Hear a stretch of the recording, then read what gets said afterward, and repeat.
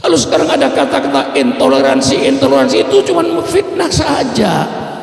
Kita hidup toleransi dengan umat gereja, dengan umat Hindu ratusan tahun, tidak pernah ada masalah kok. Tidak pernah ada perang Islam dengan Kristen, tidak pernah ada perang Islam dengan Hindu, tidak pernah ada perang Islam dengan Buddha.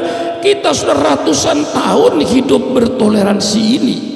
Hanya akhir-akhir ini seolah-olah kayak umat Islam yang tidak toleransi, padahal umat Islam yang paling toleransi. Persilakan bantah pidato saya ini. Umat Islam yang paling toleransi. Kalau seandainya umat Islam tidak mau toleransi, saya yakin gereja dari Sabang sampai Merauke 1 minggu kita ratakan dengan tanah. Assalamualaikum warahmatullahi wabarakatuh. Bismillahirrahmanirrahim. Alhamdulillahi rabbil alamin. Wassalatu wassalamu ala ashrafil anbiya'i wal mursalin Sayyidina wa habibina wa syafi'ina wa maulana Muhammad wa ala alihi wa ashabihi ajma'in. Subhanaka la ilma lana illa ma 'allamtana innaka antal alimul hakim. La haula wa la quwwata illa billahil aliyil azim. Amma ba'du. Para alim ulama yang saya muliakan, para guru-guru, para asatidah yang membimbing kita yang saya hormati, seluruh pejabat-pejabat pemerintah setempat yang saya hormati, hadirin dan hadirat sekalian yang berbahagia, wabil khusus kepada seluruh pengurus Musholla An-Nadhafah beserta ustadz yang membimbingnya. Terlebih dahulu saya menyampaikan ucapan terima kasih yang setinggi-tingginya. Terima kasih atas segala kegiatannya di Musholla An-Nadhafah ini, atas segala kegiatannya dalam rangka menghidupkan. Sekali lagi saya katakan, dalam rangka menghidupkan agama yang kita cintai di negara kesatuan Republik Indonesia ini. Juga saya tidak lupa mengucapkan terima kasih atas segala pengorbanannya. Selalu saya titik beratkan kepada pengorbanan, karena tidak ada satu cita-cita, tidak ada satu kemauan, tidak ada satu keinginan yang akan berhasil tanpa adanya pengorbanan.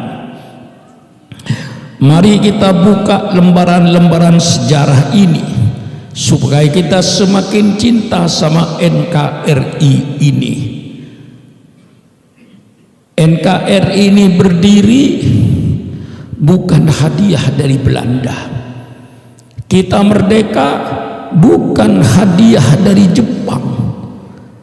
Kemerdekaan yang kita peroleh ini, berdirinya negara kesatuan Republik Indonesia ini, berdiri di atas aliran darah bangsa Indonesia. NKRI ini berdiri di atas cucuran air mata rakyat Indonesia. Kita buka lembaran-lembaran sejarah. Semenjak perang Diponegoro tahun 1825, disusul dengan peperangan-peperangan oleh kesultanan yang ada di Indonesia, karena pada waktu itu Indonesia banyak diperintah oleh kesultanan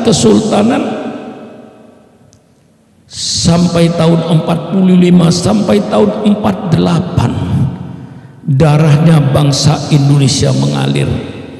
Inilah pengorbanan sehingga terwujudlah negara NKRI ini. Kita buka lagi lembaran sejarah. Mengapa saya buka lembaran sejarah ini? Agar kita umat Islam lebih cinta lagi sama NKRI. Mengapa? Karena pengorbanan yang terbesar untuk NKRI ini adalah umat Islam. Saya tidak menghilangkan pengorbanan kelompok-kelompok lain, tapi yang pasti terbesar pengorbanannya untuk NKRI adalah umat Islam. Sering saya katakan, kalau ada orang yang bertanya sejauh mana pengorbanan umat Islam terhadap NKRI, saya jawab dengan fakta yang berbicara. Persilakan pemerintah adakan sensus kuburan. Yang saya maksud tentu bukan kuburan umum, kuburan Taman Pahlawan. Alhamdulillah sampai detik ini menjadi saksi kalau umat Islamlah yang terbesar pengorbanannya. Persilakan setiap kabupaten, alhamdulillah ada Taman Pahlawan. Setiap kabupaten, di Tangerang, di Serang, di Pandeglang, di Sukabumi, di Cianjur, sampai Jawa Tengah, Pekalongan, Tegal, Jawa Timur dipenuhi dengan Taman Pahlawan setiap kabupaten. Persilakan pemerintah adakan sensus kuburan, masuk ke tiap Taman Pahlawan itu, tanyakan siapa yang menjadi pahlawan bangsa ini. Masuk Taman Pahlawan, periksa nama siapa, agama apa, nama siapa, agama apa, nama siapa, agama apa. Saya yakin 99,9% darahnya umat Islam untuk NKRI ini. Mestinya kalau sahamnya terbesar, yang mendapatkan nikmatan terbesar. Kita ingin merdeka agar kekayaan Indonesia ini dinikmati oleh bangsa Indonesia. Tapi kenyataan apa yang terjadi? Apakah kekayaan alam dinikmati oleh bangsa Indonesia? Saudara sudah bisa menjawab sendiri.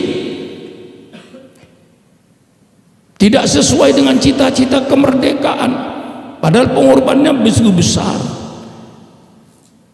Pengorbanan moral yang diberikan oleh Islam. Ketika Bung Karno mau memproklamirkan kemerdekaan ini, Bung Karno masih mencari format bentuk negara ini kayak apa.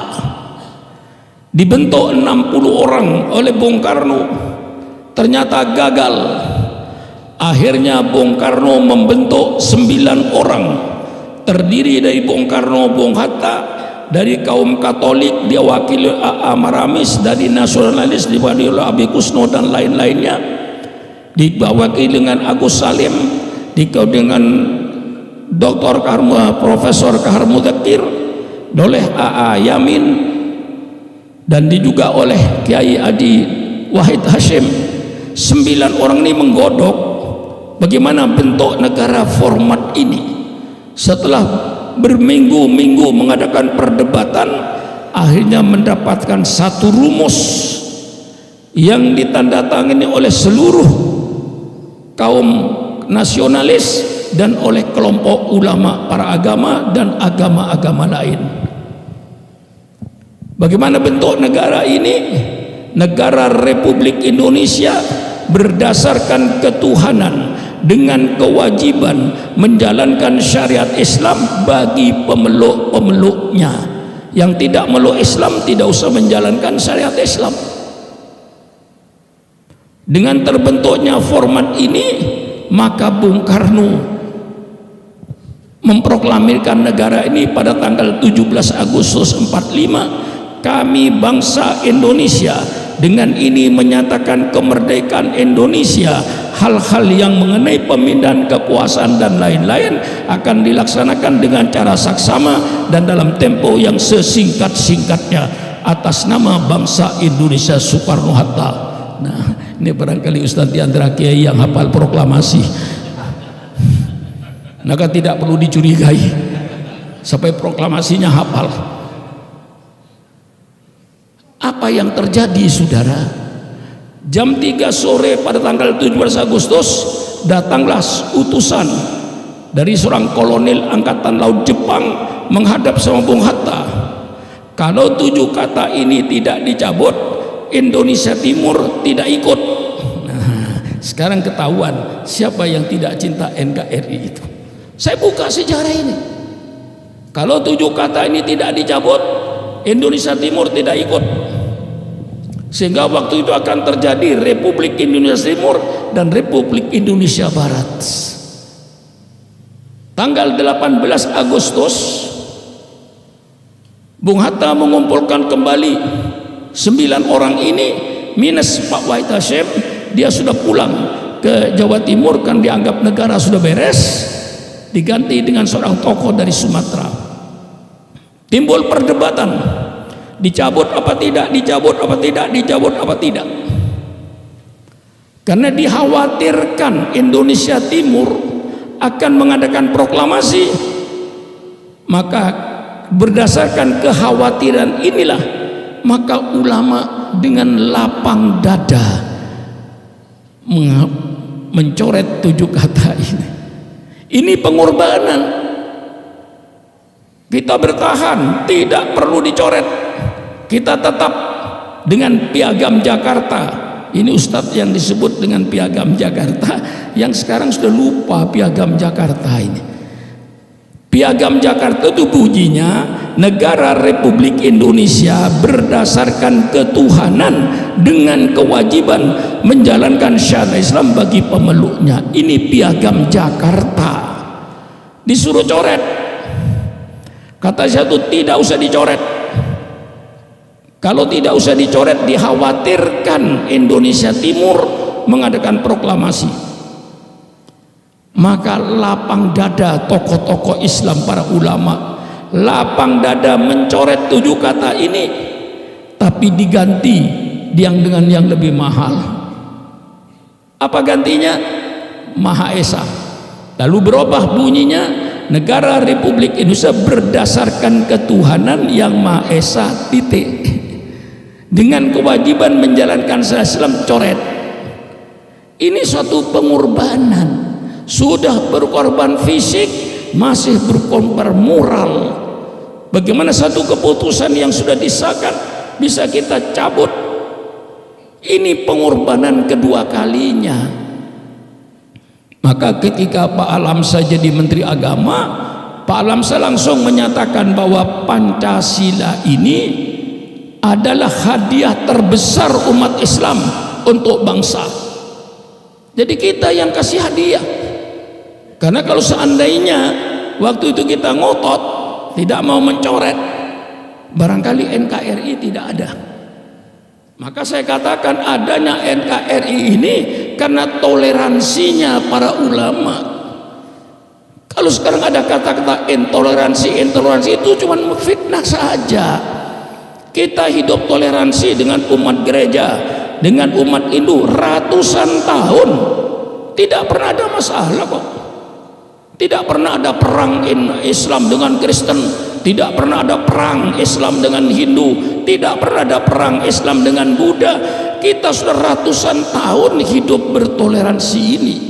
Hanya akhir-akhir ini seolah-olah kayak umat Islam yang tidak toleransi, padahal umat Islam yang paling toleransi. Persilakan bantah pidato saya ini. Umat Islam yang paling toleransi. Kalau seandainya umat Islam tidak mau toleransi, saya yakin gereja dari Sabang sampai Merauke 1 minggu kita ratakan dengan tanah. Betul atau tidak? Kalau kita tidak toleransi, kita penuh toleransi, tidak pernah menghalang-halangi umat Kristen ke gereja, tidak pernah menghalangi umat Hindu yang mau pergi ke tempat ibadatnya, kita toleransi. Mengapa kok akhir-akhir ini seolah dicap? Ulama tidak toleransi, kiai tidak toleransi, seolah umat Islam tidak toleransi. Ini saya buka sejarah ini, saudara, karena mungkin tidak semuanya tahu sejarah ini, bahwa kita sudah berkorban berkali-kali, berkorban fisik, lihat kuburan teman pahlawan itu, berkorban moral ketika kita diminta dicabut Piagam Jakarta itu, kita layani. Subhanallah, subhanallah, ini pengorbanan. Maka saya minta pada saudara, kalau orang-orang sebelum kita sudah berkorban, kemudian kita tidak jadi korban, Mengapa kita tidak jadi korban? Karena pengorbanan orang-orang sebelum kita. Saya ajak, mari kita sekarang berkorban. Untuk siapa kita berkorban? Bukan untuk kita, untuk anak cucu kita. Ketika bapak tadi sholat subuh di musola An-Nadhafah ini,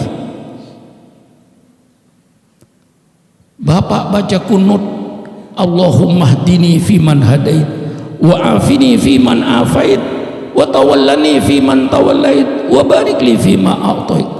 Apakah anak kita nanti masih sholat subuh kunut seperti saya? Apakah nanti cucu saya masih sholat subuh kunut seperti saya? Apakah anaknya cucu saya masih sholat subuh seperti saya? Na'udzubillah, atau sudah pindah agama kepada yang lain? Inilah kita yang wajib pelihara sekarang ini. Ketika ibu sujud, subhana rabbiyal a'la wa bihamdih, subhana rabbiyal a'la wa bihamdih, apakah anak ibu, apakah cucu ibu, apakah anak cucu ibu nanti masih sujud seperti ibu? Lah ini yang perlu kita pikirkan saat ini. Dengan pesatnya kemajuan teknologi ini yang sudah menggeser nilai-nilai agama, bagaimana kita mempertahankan ini? Perlu pengorbanan. Untuk siapa? Untuk orang yang akan datang. Maka saya menginginkan mari kita berkorban. Alhamdulillah kita hidup di negara NKRI, negara yang aman. Tidak perlu berkorban jiwa kayak di Palestina sekarang ini. Apa yang terjadi di Palestina, kekejaman orang-orang Yahudi itu yang tidak kenal pri kemanusiaan. Alhamdulillah kita negara aman, tidak perlu berkorban jiwa, tinggal berkorban harta. Mari kita keluarkan harta kita untuk membiayai Islam. Setiap orang yang mengucapkan asyhadu an la ilaha illallah wa asyhadu anna muhammadar rasulullah wajib membiayai Islam, supaya Islam ini hidup, Islam mandiri. Kita jangan pelit, jangan medet, keluarkan sebagian harta kita. Ibu-ibu yang tiap hari belanja, saya yakin setelah belanja ada kelebihan duit belanjanya. Letakkan duit belanjanya kelebihan itu dalam kotak. Hari Sabtu, Minggu, Senin, Selasa, Rabu, Kamis, Jumat buka. Kalau ada duit katakan 20.000 paling sedikit. Kalau 5.000 tiap hari mungkin 35.000. Ada duit 20.000, 10.000-nya titip sama suaminya. Pak, ini hari Jumat Pak, saya titip 10.000, masukkan di terowongan masjid Pak, untuk persiapan saya nanti di liang kubur. 10.000 di terowongan masjid itu nanti akan dinikmati di liang kubur. Titipkan sama bapaknya. Yang 10.000 di mana ada majelis taklim, bawa duit 10.000. Majelis taklim hidup, musola hidup, masjid hidup. Subhanallah. Saya akan pakai kata-kata peribahasa zaman jahiliyah, tapi saya ambil karena bagus, ada hikmahnya. Apa kata orang-orang zaman jahiliyah sebelum Rasulullah? Ada peribahasa, jawe kalbaka yadbaka, laparkan anjingmu supaya nurut sama kamu. Ustaz Taufik, yang bisa menurut ini kalau anjing lapar, anjing kenyang, sudah pegang roti, masa bodoh kata dia.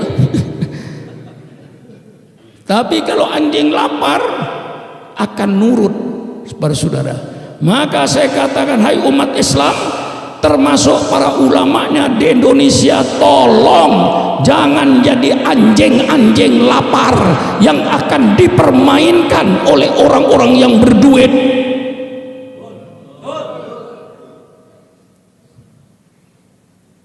Apalagi kiainya jadi anjing lapar, apa yang akan terjadi?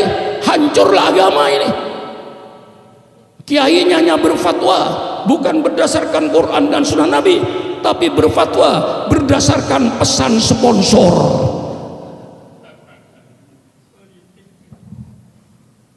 Maka itulah kita harus keluar duit seluruhnya, biar tukang becak wajib membiayai Islam. Katakan 5.000 hari Jumat ketika tukang becak ke masjid, yang kuli bangunan yang dibayar satu hari 150.000, 6 hari dia punya duit 900.000, ambil 25.000 untuk Islam. Yang jualan dapat untung, ambilkan 10.000, 20.000 untuk Islam. Semuanya wajib membiayai Islam. Semua orang yang mengatakan la ilaha illallah Muhammadur Rasulullah, saya wajib menghidupkan Islam. Islam bisa hidup dengan perlu biaya, saya biayai Islam. Saudara yang jadi pegawai negeri, katakan dapat gaji 4 juta, sisihkan 50.000 tiap bulan untuk Islam. Saudara jadi dokter, persilakan praktek. Hari Senin untuk dirinya, Selasa untuk dirinya, Rabu untuk dirinya, Kamis untuk dirinya, praktek hari Jumat berapapun hasilnya dokter yang beragama Islam untuk Islam.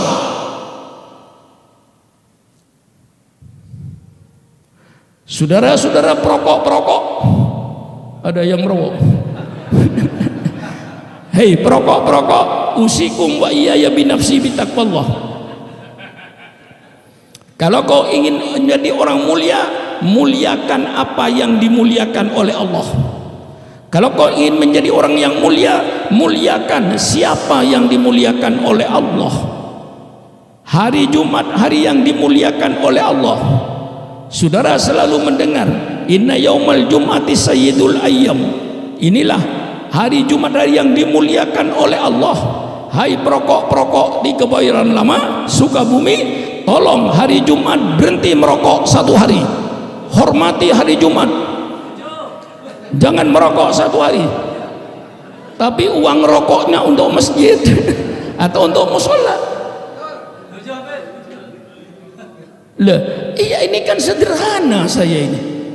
Bukan saya pidato yang muluk-muluk merugikan, sudah sederhana kok.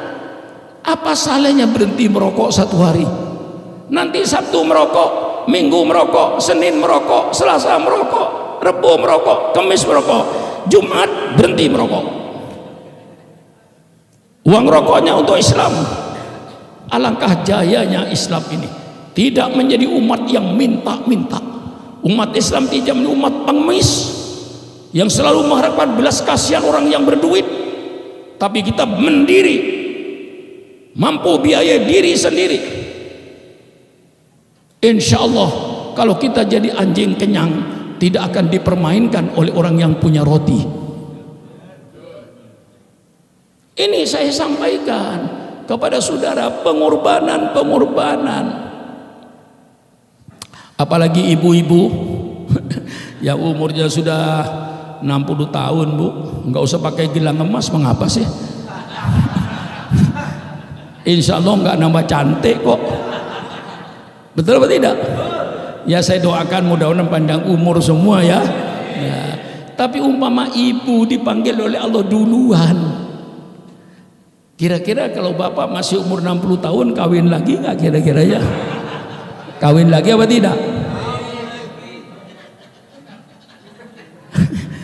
Begitu suaminya kawin lagi, ibu di kuburan, dibuka lemarinya, gelang emasnya dipakaikan sama istri yang muda, kalung emasnya dipakai sama istri yang muda. Saya yakin ibu dalam kuburan gigit jari.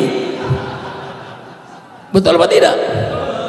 Gigit jari, ya Allah gelang saya, ya Allah kalung saya, coba kasihkan sama musola An-Nadofah. Ibu akan tersenyum dengan gelang emasnya. Lah ini saya tunjukkan, saya cuma mampu menunjukkan, dan ini bukan soal yang berat, bukan soal yang berat. Berhenti merokok masa berat? Cuman 1 hari lagi berhentinya. Uang rokoknya yang 20.000, ya 20.000 ya, kasihkan masjid. Hai orang Sukabumi, Usikum wa iyaya binafsi bitaqwallah.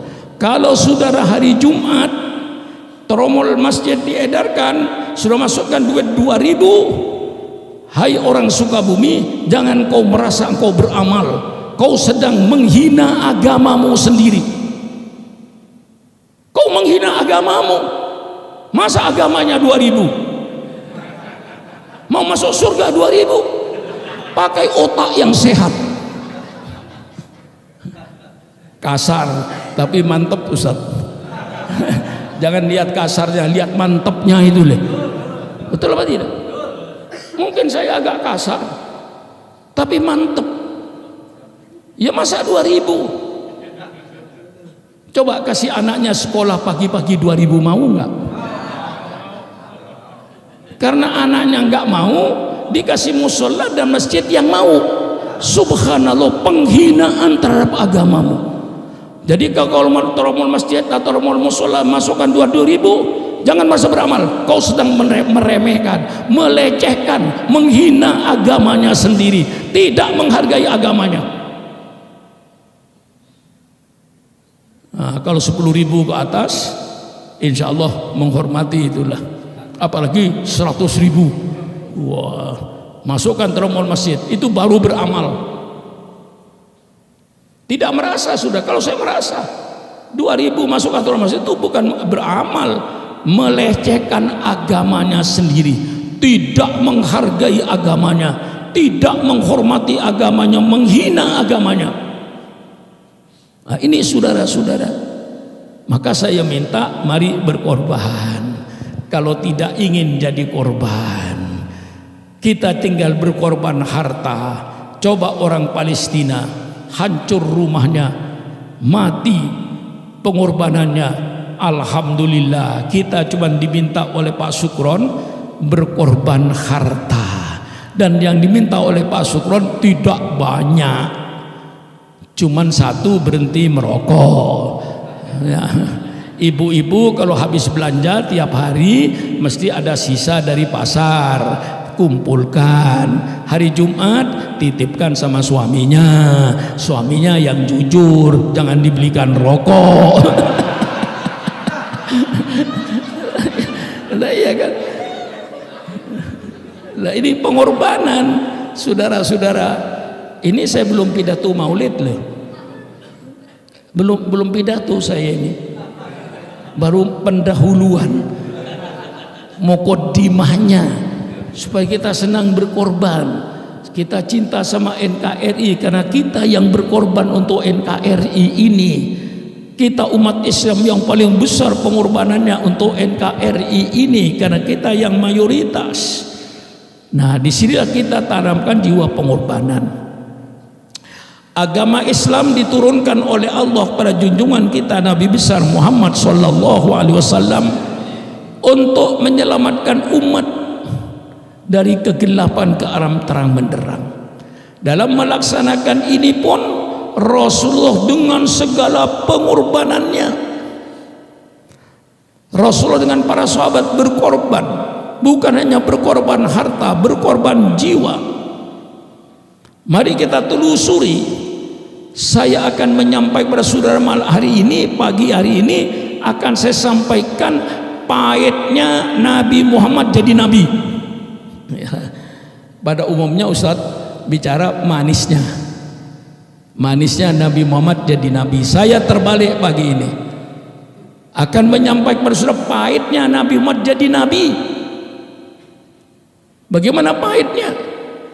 Di awal sudah diancam oleh orang kafir Quraisy, diancam dengan penyiksaan, diancam dengan pembunuhan, sehingga Rasulullah berdakwah dari rumah ke rumah, dari pintu ke pintu, ketok pintu untuk mengislamkan keluarganya. Ini baca sejarah bagaimana Rasulullah berdakwah dari pintu ke pintu karena takut ancaman daripada orang kafir Quraisy yang luar biasa. Sayyidina Bilal diikat tangannya, ditarik di padang pasir, perutnya dikasih batu supaya dia kembali kepada kekafiran. Tapi apa Sayyidina Bilal? Ditarik tangannya, tetap dia berkata ahad, ahad, ahad, ahad, Allah yang Maha Esa. Kekejaman, kekerasan, pembunuhan tidak mampu untuk memadamkan api Islam ketika itu. Justru api Islam semakin membesar untuk menerangi kegelapan-kegelapan kota Mekah. Dengan kekerasan tidak berhasil, orang kafir Quraisy merubah politiknya dengan politik embargo ekonomi. Ditulis di dinding Ka'bah, digantung, seluruh bangsa Arab tidak boleh mengadakan hubungan ekonomi dengan Islam, khususnya di bidang pangan, supaya Nabi Muhammad dengan pengikut-pengikutnya mati kelaparan. Ini yang dirasa oleh Rasulullah 1400 tahun yang lalu, di embargo ekonominya. Maka ketika bangsa Irak dan bangsa Libya diembargo ekonominya oleh Amerika Serikat, saya katakan, hai bangsa Irak dan bangsa Libya, bukan kalian yang pertama kali merasakan pahitnya embargo ekonomi. Nabimu 1400 tahun yang lalu merasakan pahitnya embargo ekonomi. Tapi ternyata embargo ekonomi pun tidak mampu untuk memadamkan api Islam. Justru api Islam semakin besar. Akhirnya orang kafir Quraisy merubah politiknya lagi dengan politik damai. Didatangi pamannya Abu Thalib, hai Abu Thalib, engkau kan pamannya Muhammad, coba tanya sama Muhammad tuh maunya apa. Kalau Muhammad ingin jadi raja, kami penduduk Mekah siap untuk mengangkat Nabi Muhammad dan untuk mengangkat Muhammad jadi raja, dengan syarat berhenti jadi nabi, jangan lagi menyebarkan agamanya. Abu Thalib tanya sama ponakanmu maunya apa. Kalau ponakanmu jadi orang kaya, kami penduduk Mekah siap menyerahkan kekayaan kami kepada Muhammad, sehingga Muhammad menjadi orang yang terkaya di kota Mekah ini, dengan syarat berhenti jadi nabi, jangan lagi menyebarkan agamanya.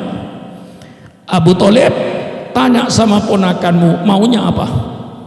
Kalau ponakanmu ingin kawin dengan gadis-gadis di kota Mekah ini, saya kumpulkan semua anak perawan di kota Mekah ini, persilakan ponakanmu kawin 1, 2, 3, 4, 5, 6, 7, 8 dan seterusnya, dengan syarat berhenti jadi nabi.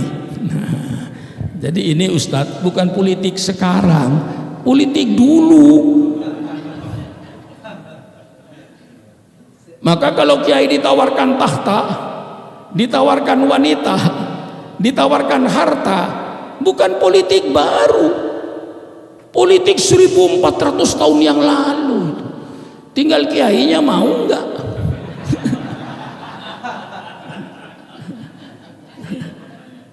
Ditawarkan harta, ditawarkan tahta jadi raja, ditawarkan wanita, tawaran apa yang lebih tinggi dari itu? Sudah tidak ada. Inilah pahitnya Nabi Muhammad jadi nabi. Belum ketika perjalanannya ke Taif, kita tahu ke Taif itu jalannya pegunungan, kayak kita pergi ke Cianjur lewat puncak, jalannya seperti itu. Sampai di tempat bukan disuguhi buah apel, bukan disuguhi jeruk, subhanallah, dilemparin batu sehingga Rasulullah luka.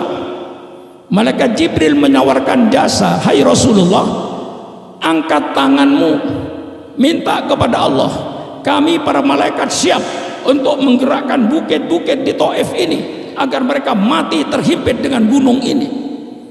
Apa jawaban Rasulullah? Bukan itu Jibril yang saya minta, saya diutus pada mereka. Kalau mereka mati semua, kepada siapa saya diutus? Allahumma hdi qaumi fa innahum la ya'lamun. Orang yang menyakiti didoain baik oleh Rasulullah.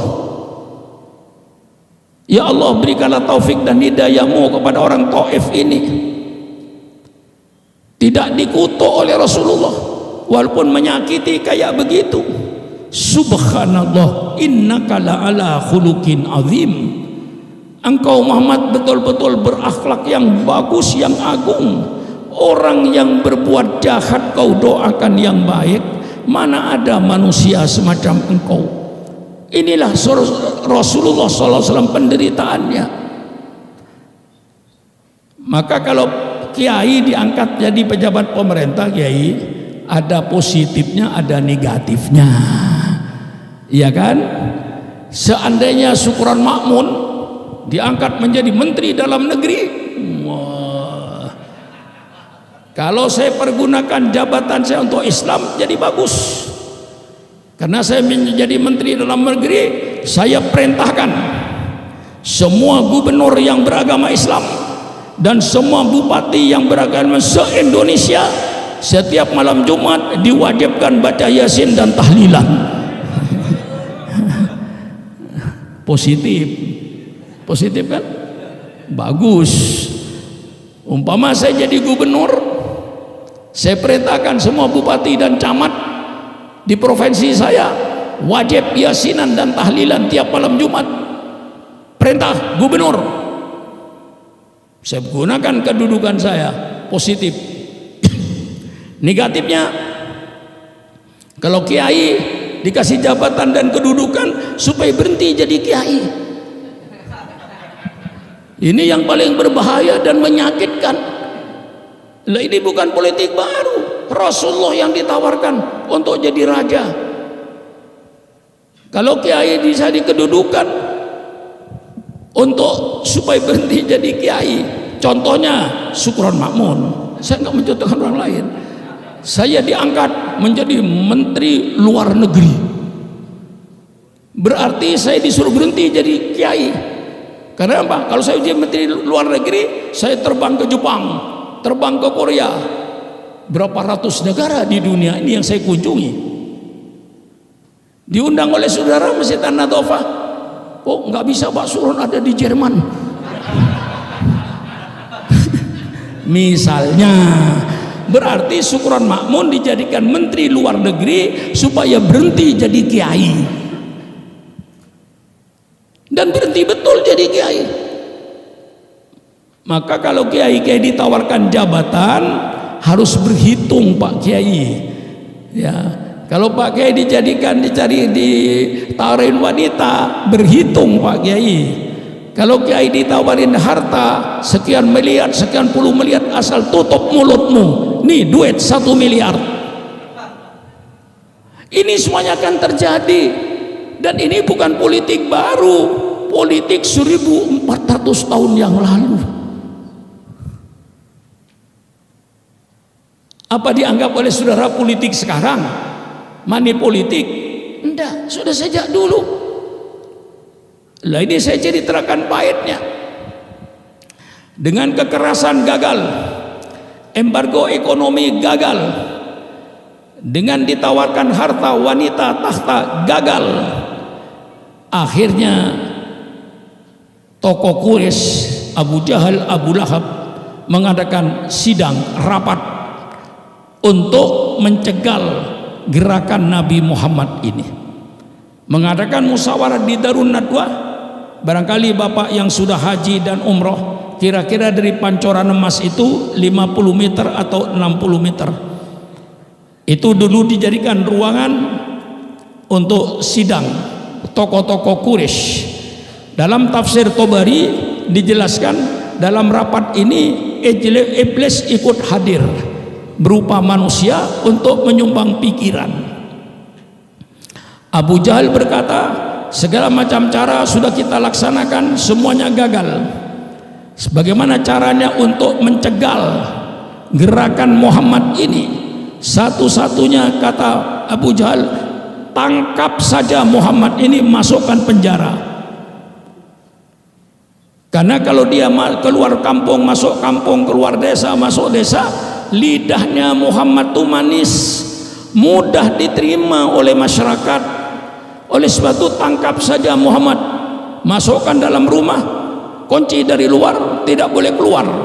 Nah, Jadi kriminalisasi itu bukan politik sekarang. Nabi Yusuf alaihissalam dikriminalisasi. Nabi Yusuf yang tidak bersalah, tidak berdosa, tapi akhirnya Nabi Yusuf masuk penjara. Nabi Isa Yesus Kristus dikriminalisasi oleh raja Yahudi. Dia dituduh akan merusak agamanya Nabi Musa, dan dia dituduh akan merusak Baitul Maqdis.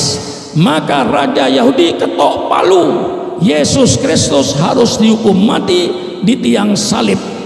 Itu keputusan raja Yahudi. Yesus Kristus harus dibunuh di tiang salib itu. Kriminalisasi. Nabi Yusuf kena kriminalisasi, Nabi Isa kena kriminalisasi, Nabi Muhammad kena kriminalisasi. Tapi apa kata iblis?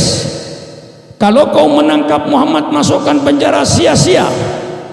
Sebab Muhammad itu dari suku Quraisy, suku yang dihormati di negeri Arab ini. Kalau ada anggotanya masuk penjara, maka prestise saja sukunya akan turun. Pasti nanti akan bela oleh bangsanya, bangsa Quraisy, bangsa yang terhormat di negeri ini. Sia-sia kau menangkap Muhammad. Kemudian Abu Jahal ngajungkan tangan lagi. Kalau di penjara tidak ada gunanya, sekarang Muhammad usir ke luar negeri. Apa kata iblis? Kalau Muhammad diusir ke luar negeri berbahaya. Nanti di luar negeri dia banyak pengikutnya, mesti negara kami akan diserang dari luar negeri. Itu perhitungan iblis. Tidak ada gunanya. Karena diusir ke luar negeri berbahaya, dimasukkan penjara tidak ada gunanya. Apa kata? Kalau begitu caranya bunuh saja Muhammad hari ini. Iblis berkata itu yang benar. Bunuh, tidak ada jalan lain. Subhanallah. Inilah saya ceritakan pahitnya Nabi Muhammad jadi nabi. Mengapa saya ceritakan? Supaya saudara lebih cinta lagi kepada Nabi Muhammad. Jadi untuk menyelamatkan kita dari api neraka, Nabi Muhammad menderita. Penderitaan Nabi Muhammad untuk menyelamatkan kita dari api neraka, untuk menyebarkan Islam ini. Akhirnya malam itu dikepung rumahnya Rasulullah. Tidak ada celah untuk bisa lewat. Semuanya pakai pedang terhunus. Perintahnya Abu Jahal dan Abu Lahab, Muhammad keluar, potong leher. Jangan dikasih kesempatan Muhammad berbicara. Dikasih kesempatan berbicara, dia menang lagi nanti. Langsung saja potong lehernya. Itu perintahnya Abu Jahal. Coba saudara, malam yang gelap, yang mencekam, dikelilingi oleh pedang. Itulah pahitnya Nabi Muhammad jadi nabi. Dengan perintah Allah, petunjuk Allah, Rasulullah ngambil pasir, baca ayat kursi, baca pula surat Qul huwallahu ahad, Qul a'udzu binnas, kemudian membaca sebagian surat Yasin, wa ja'alna min baini aydihim saddaw wa min khalfihim saddaw fa aghshaynahum fahum la yubsirun. Ditabur pasir, mereka tertidur dengan pedang terhunus. Rasulullah keluar dalam gelap yang mencekam. Seandainya ada yang terbangun di antara mereka, pasti Rasulullah itu dipotong lehernya. Keluar menuju rumahnya Abu Bakar Siddiq radhiyallahu an. Abu Bakar Siddiq kaget, kok malam-malam Rasulullah kesini, ada apa Rasulullah? Rasulullah jawab, malam ini Abu Bakar, saya dan kau harus meninggalkan kota Mekah yang kita cintai. Tumpah darahnya, kampung halamannya yang harus ditinggalkan pada malam yang sangat mencekam dan menakutkan itu. Itulah nabimu di dalam menyelamatkan kita semua ini. Penderitaannya seperti itu. Lalu apa balasan kita kepada beliau? hanya sholawat yang harus diperbanyak. Nah, Abu Bakar tidak lagi menolak, ya Rasulullah, kalau itu memang sudah perintah Allah, mari kita tinggalkan kota Mekah. Abu Bakar tidak memikirkan rumahnya, Abu Bakar tidak memikirkan keluarganya, tidak memikirkan hartanya, siap untuk keluar malam itu. Inilah Sayyidina Abu Bakar yang membuktikan hadis Rasulullah sallallahu alaihi wasallam, di mana Rasulullah bersabda, la yu'minu ahadukum hatta akuna ahabba ilaihi min malihi wa waladihi wa walidihi wa nasi ajmain. Tidak sempurna iman seseorang sehingga aku lebih dicintai olehnya daripada hartanya, daripada anaknya, daripada orang tuanya, dan dari semua manusia yang ada.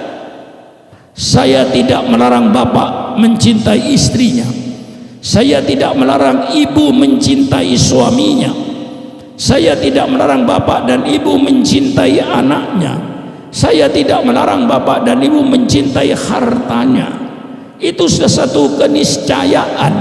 Tapi yang saya minta, kecintaannya kepada Islam, kecintaannya kepada Rasulullah harus diadili atas segala kecintaan kita kepada yang lain. Sekarang sedang dibuktikan oleh kelompok Hamas di Palestina. Dia tidak peduli keluarga, tidak peduli yang lain, kita perang lawan Yahudi karena cinta kepada Rasulullah sallallahu alaihi wasallam. Dia korbankan jiwanya. Alhamdulillah, kita di Indonesia tidak perlu berkorban jiwa, cukup berkorban harta untuk membela Islam ini. Alhamdulillah. Saya tanya sama ibu-ibu di belakang itu, Bu, matanya melotot dipanggil nggak nyaut.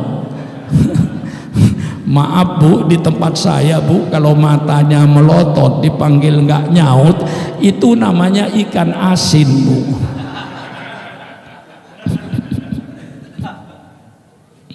Bu, cintakah ibu sama suaminya? Yang tidak menjawab saya doakan, mudah-mudahan suaminya kawin lagi. Kalau ibu sudah nggak cinta, yang tadi nggak jadi Bu, gagal. Saya ulang sekali lagi, kalau saya ulang tidak menjawab, saya doakan yang nggak menjawab mudah-mudahan suaminya kawin lagi. Bu, cinta nggak sama suaminya? Cinta nggak sama suaminya? Cinta Wak, jangan kawin lagi Wak. Bapak-bapak cinta nggak sama istrinya? Yang tidak menjawab berarti punya cadangan di luar rumah. Nah, itu urusan saudara lah, bukan urusan saya. Nah, di sini saudara-saudara, penderitaan Nabi Muhammad di tengah malam yang gelap semacam itulah, dengan Abu Bakar menuju Jabal Thur untuk menuju kota Madinah. Subhanallah, subhanallah, subhanallah. Penderitaan Nabi Muhammad ini ditulis dalam Al-Quran yang saya ceritakan ini Ustaz. Dalam Al-Quran, wa idh yamkuru bikal ladzina kafaru liyuthbituka, untuk menangkap kamu, au yaqtuluka, dan membunuh kamu, au yukhrijuka, dan mengusir kamu, wa yamkurun wa yamkurullah wallahu khairul makirin. Mereka mengadakan tipu muslihat, Allah yang akan menjawab tipu muslihat mereka itu. Sampai di Jabal Thur, di kaki Jabal Thur, Rasulullah bersabda, Abu Bakar, kita istirahat dulu di Gua Thur ini. Beristirahatlah dia berdua setelah menempuh perjalanan kurang lebih 5 km dari kota Mekah itu. Istirahat beliau. Pagi-pagi Abu Jahal datang. Mana kepalanya Muhammad? Langsung yang ditanya itu kepalanya. Muhammad belum keluar. Kata Abu Jahal, tidak mungkin Muhammad tidak keluar, sebelum subuh sudah keluar. Dobrak pintunya, yang ada Sayyidina Ali karramallahu wajhah. Kemana Muhammad? Saya tidak tahu, saya tidur. Akhirnya Abu Jahal mengadakan sayembara, barang siapa yang menemukan Muhammad hidup atau mati, 300 unta. Kalau di kebaran lama ini berarti 900 kebo. Satu unta harganya, nilainya sama dengan 3 kebo. Semua berpacu untuk mencari Nabi Muhammad, karena di padang pasir dan penduduk tidak banyak. Cepat kelihatan ada 4 kaki menuju Jabal Thur. Ini pasti kakinya Muhammad dan kakinya Abu Bakar. Telusuri terus. Wa yamkurun wa yamkurullah wallahu khairul makirin. Mereka bikin tipu muslihat, Allah yang akan menjawab tipu muslihat mereka itu. Allah perintahkan laba-laba untuk bikin sarang yang rapi. Allah perintahkan merpati bertelur. Begitu pagi-pagi mereka datang, semuanya berteriak, tidak ada orang, tidak ada orang. Mengapa? Sarangnya laba-laba tidak robek. Kalau ada orang mesti robek sarang laba-laba itu. Lalu mereka yakin tidak ada orang balik, padahal disitulah Rasulullah bersama Abu Bakar sedang bersembunyi dalam gua ini. Setelah 3 hari diperhitungkan mereka sudah bosan mencari, gagak ketemu, barulah Rasulullah dengan Abu Bakar keluar. Inilah hijrahnya Rasulullah, berkorban hijrah sampai meninggalkan kampung halamannya. Dia tidak lewat jalan yang biasa, tapi dia lewat pegunungan, naik turun gunung, naik turun gunung, 460 km perjalanan. Itu penderitaan nabimu saya ceritakan supaya kita lebih cinta daripada Rasulullah. Jadi untuk menyelamatkan umat manusia ini, Rasulullah lah berkorban sehingga kita jadi tidak jadi korban. Maka saya usikum wa iyaya binafsi bitaqwallah. Kalau sekarang para ustadz, para kiai nikmat, sadarilah bahwa kenikmatan para kiai, kenikmatan kita umat Islam, kenikmatan kita itu berada di atas penderitaan nabimu 1400 tahun yang lalu. Saya berdakwah gak ada penderitaan. Belum pidato sudah disiapkan macam-macam kue. Itu belum pidato, apalagi setelah pidato. Saya turun di Singapura seminggu yang lalu, saya baru datang. Turun di airport, sudah mobil yang menjemput langsung membawa saya, tidak ke penjara, langsung ke hotel. Saya merasa, ya Allah, ya Rasulullah, nikmat yang saya peroleh ini di atas penderitaanmu. Oleh sebab itu saya wajib baca sholawat kepadamu. Allahumma sholli ala sayyidina sebanyak-banyaknya. Satu hari jangan kurang dari 100 kali baca sholawat. Di mana berada, putar tasbihmu untuk baca sholawat. Ingatlah kepada penderitaan nabimu. Sekarang kau yang enak, nabimu yang menderita. Ini saya tanamkan perasaan ini supaya kita menyadari. Saya pindah ke Malaysia, di Malaysia dijemput lagi dengan mobil, subhanallah, dikasih makan, dikasih tempat yang enak, tidak ada penderitaan. Nah, sampailah ke Madinah, disitulah Rasulullah mulai memperlihatkan Islam ini. Huwallazi arsala rasulahu bil huda wa dinil haq liyudhhirahu 'ala dini kullih. Dialah Allah yang mengutus utusannya dengan petunjuk dan agama yang benar. Untuk apa petunjuk Allah? Untuk apa agama Allah? Liyudhhirahu, agar diperlihatkan. Perlihatkan agama Allah ini, tampakkan agama Allah ini, iklankan agama Allah ini, tawarkan agama Allah ini, sampaikan agama Allah ini kepada seluruh umat manusia.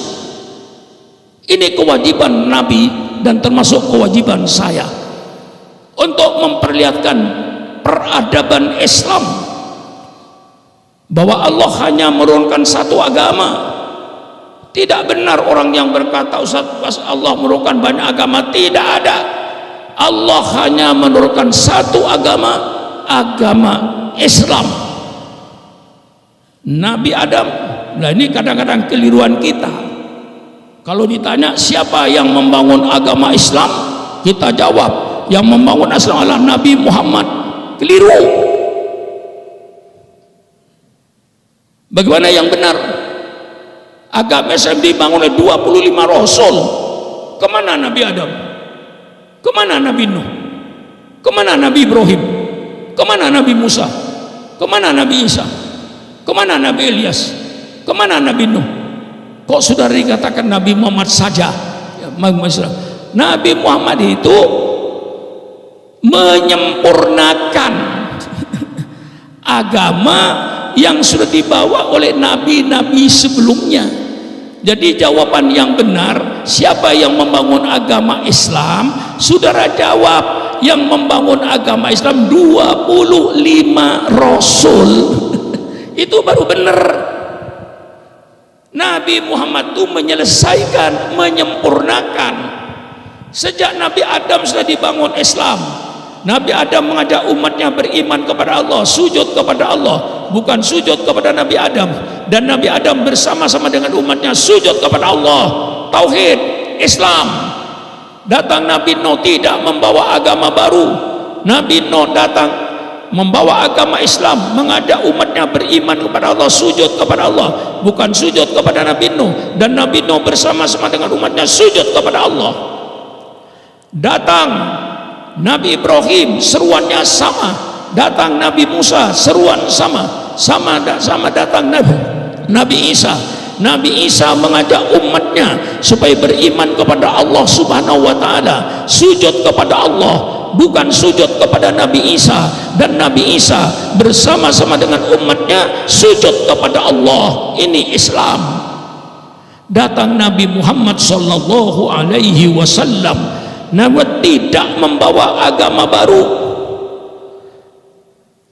Nabi Muhammad malah menyempurnakan, mengajak umatnya beriman kepada Allah, sujud kepada Allah, bukan sujud kepada Nabi Muhammad. Dan Nabi Muhammad bersama umatnya sujud kepada Allah. Subhanallah. Dan ini tertulis dalam kitab Shahihu Muslim, dalam bab Muhammad Khatamun Nabiyyin. Bersabda Rasulullah sallallahu alaihi wasallam, "Mathali wa mathalul anbiya min qabli kamathali man bana baitan wa ana akhiru man wada'a hadillamina." Perumpamaan saya, kata Nabi Muhammad, dengan nabi-nabi sebelum saya itu cuman ibaratkan orang yang membangun sebuah rumah. Saya datang terakhir, meletakkan batu terakhir, pertanda bahwa pembangunan sudah selesai. Apa bedanya? Tidak ada bedanya. Hanya syariat Allah itu Allah turunkan bertahap, tidak sekaligus. Pada zaman Nabi Adam sederhana syariat Allah, madah undang-undang nyolong belum ada. Mengapa tidak ada undang-undang nyolong? Karena zaman Nabi Adam tidak ada orang nyolong. Mengapa zaman Nabi Adam tidak ada orang nyolong? Karena tidak ada orang. Betul? Siapa yang mau nyolong, Ustaz? Tanah belum dikapling-kapling. Yang ngapling-ngapling kan saudara. Zaman Nabi Adam negara pun kagak ada. Nggak ada Malaysia, nggak ada Indonesia, nggak ada Timur Tengah. Yang ada dunia.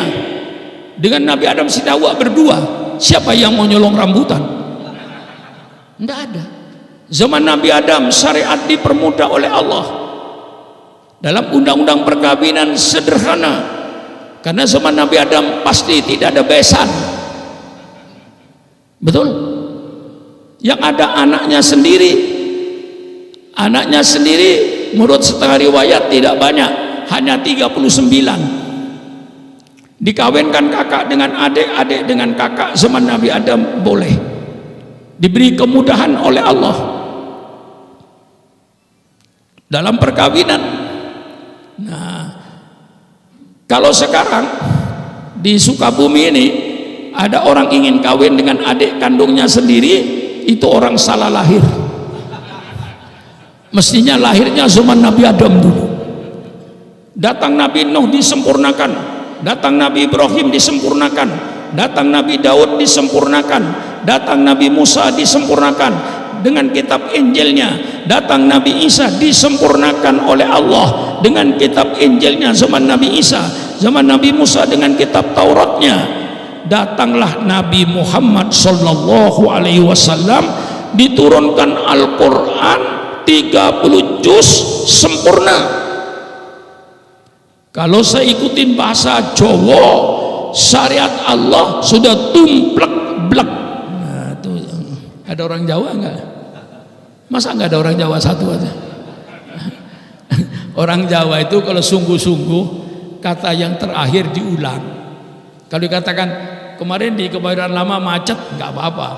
Tapi orang Jawa bilang kemarin di Kebayoran Lama macet, cet. Nah, itu kalau macet, cet, matiin mesin sudah, nggak bisa jalan itu sudah. Nah, itu Jawa. Syariat Allah dengan datangnya Nabi Muhammad tumplek blek sempurna untuk memberikan petunjuk dalam kehidupan manusia. Karena pembangunan selesai, Allah resmikan. Tidak meresmikan Islam zaman Nabi Nuh, tidak meresmikan Islam zaman Nabi Ibrahim, tidak meresmikan Islam pada zaman Nabi Musa. Baru zaman Nabi Muhammad inilah Allah resmikan. Karena apa? Pembangunan Islam sudah selesai, sempurna. Maka Allah bikin pernyataan, al-yauma akmaltu lakum dinakum wa atmamtu alaikum nikmati wa raditu lakumul islam madina. Pada hari ini telah saya sempurnakan agamamu untukmu. Al-Quran 30 juz sudah diturunkan seluruhnya. Untuk apa Al-Quran? Untuk mengatur kehidupan manusia di dunia dan mengatur kehidupan nanti di akhirat. Itu Al-Quran. Wa atmamtu alaikum nikmati, dan telah saya sempurnakan nikmatku untuk kalian. Menurut ulama tafsir, sempurnanya nikmat Allah ini dengan datangnya Nabi Muhammad sallallahu alaihi wasallam. Seandainya Nabi belum datang, nikmat Allah belum sempurna. Quran 30 juz sudah diturunkan seluruhnya dan akan menjelaskan, sudah diangkat oleh Allah Subhanahu wa taala. Oleh sebab itu Allah bikin satu pernyataan, wa raditu lakumul islam madina. Kata Allah, bukan kata Sukron Makmun. Kata Allah, saya ridho, saya rela Islam sebagai agamamu.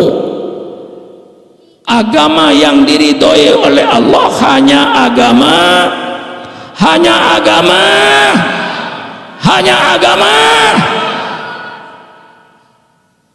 Allah perkuat ayatnya, inna dina indallahil Islam. Sesungguhnya agama yang diridhoi Allah hanya agama. Jangan Sukron Makmunnya yang ditangkap, tangkap Quran itu. Saya akan baca Quran. Ini pernyataan Allah. Tapi walaupun kita menyatakan satu-satunya agama yang diridhoi hanya Islam, tapi kita diajar oleh Allah, la ikraha fiddin, qad tabayyana ar-rusdu minal ghayy. Tidak ada paksaan dalam agama, karena yang petunjuk dan yang bukan petunjuk sudah jelas. Oleh sebab itu Allah menyatakan, la tasubul ladzina yad'una min dunillah fayasubullah adwan bighairi ilmin. Hai umat Islam, orang-orang yang beriman, jangan kau menghina orang-orang yang menyembah kepada selain Allah, karena nanti mereka akan menghina Allah, timbullah permusuhan di antara kamu. Maka toleransi itu diajarkan oleh Islam. Kita hidup rukun, saling hormat menghormati, saling harga menghargai antar umat beragama. tapi bukan berarti membenarkan semua agama. Membenarkan semua agama hukumnya murtad kafir. Jelas? Ini yang sekarang kita itu akan dibawa kepada murtad. Toleransi untuk memurtadkan umat Islam,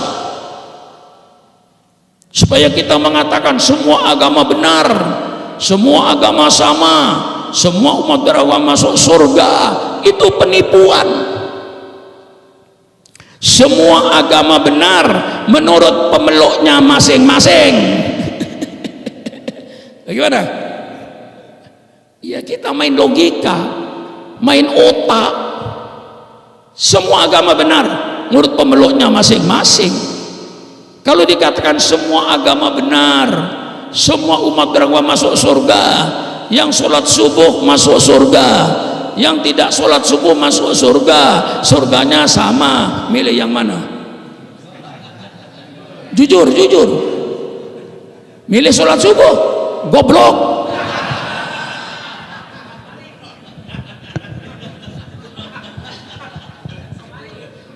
Yang puasa Ramadan masuk surga, yang tidak puasa Ramadan masuk surga, surganya sama, milih yang mana? Inilah penipuan intelektual yang sekarang di mana-mana ini masuk penipuan ini. Maka saya jawab, mengapa saya sholat subuh? Saya jawab, saya sholat subuh karena saya yakin dengan sholat subuh insya Allah syukran makmun masuk surga. Tidak sholat subuh masuk neraka. Mengapa syukran makmun puasa Ramadan? Karena saya yakin dengan puasa Ramadan insya Allah saya masuk surga. Tidak puasa Ramadan masuk neraka. Nah sekarang kita dibawa kepada anak-anak muda.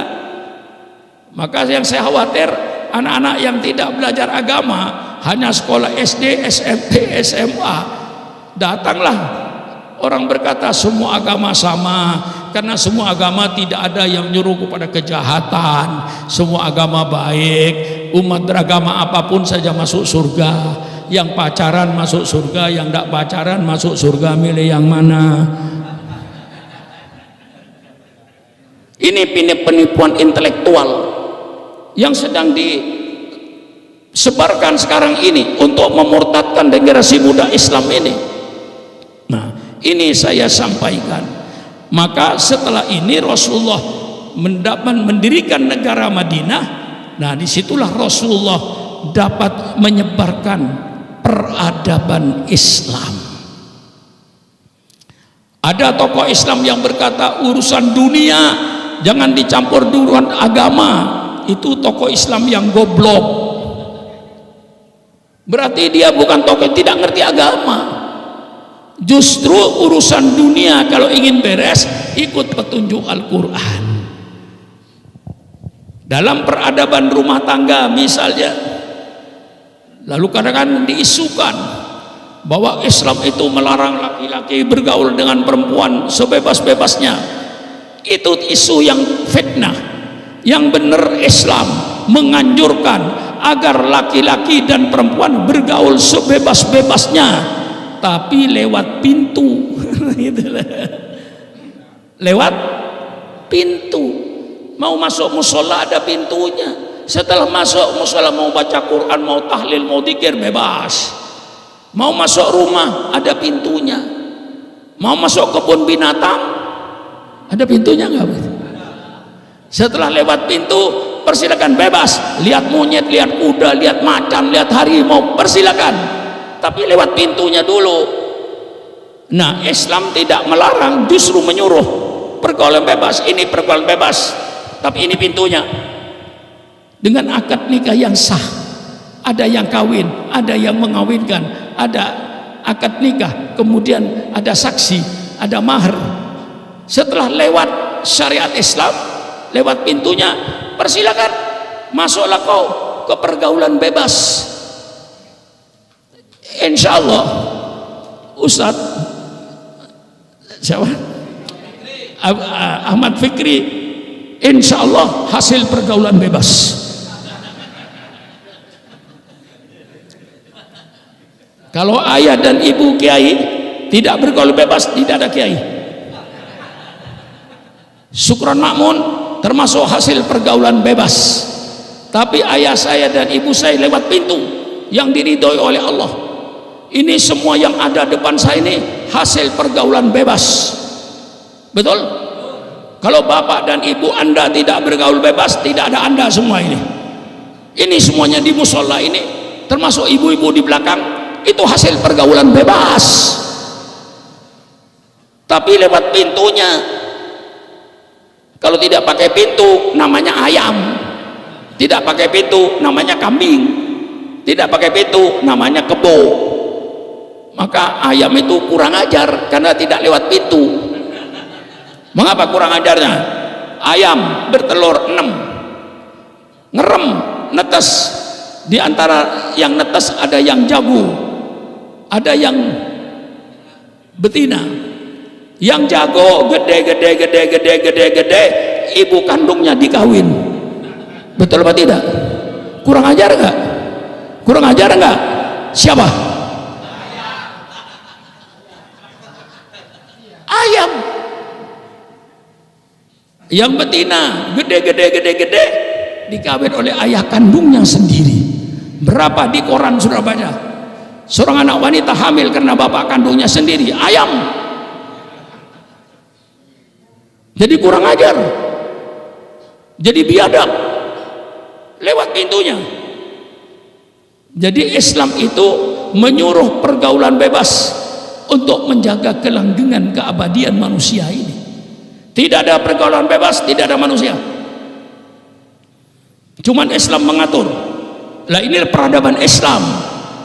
Apalagi kalau saya bicara peradaban Islam mengenai peradaban berumah tangga, peradaban ber-RT, ber-RW, peradaban berekonomi. Yang paling bagus ekonomi itu peradaban ekonomi Islam. Saya tawarkan kepada bangsa Indonesia ini, Allah tidak melarang sudah jadi orang kaya, diperintahkan untuk jadi orang kaya sekaya-kayanya. Hanya caranya oleh Islam diberi garis dengan cara yang halal, jangan dengan cara yang haram. La ta'kulu amwalakum bainakum bil batil. Jangan kau makan harta di antara kamu dengan cara yang batil. Apa yang batil itu? Yang batil itu termasuk riba, menganakkan uang, termasuk penipuan seperti ngurangin timbangan, barang jelek dikatakan baik, termasuk sogok menyogok, termasuk ngerampok duit rakyat. Itu semuanya barang haram. Ekonomi Islam paling indah. Persilakan kau cari kekayaan, tapi cara mencari kekayaan dengan cara yang halal. Tolong, apa ada ekonomi yang lebih indah dari Islam? Tunjukkan pada Syukron Makmun. Tunjukkan sama Syukron Makmun. Gimana ekonomi saudara? Mungkin ekonomi saudara, mungkin ekonomi saudara cari kekayaan dengan cara apapun saja, asal tidak diketahui orang. Iya kan? Ngerampok nggak apa-apa asal nggak ketahuan orang, korupsi nggak apa-apa asal nggak ketahuan KPK,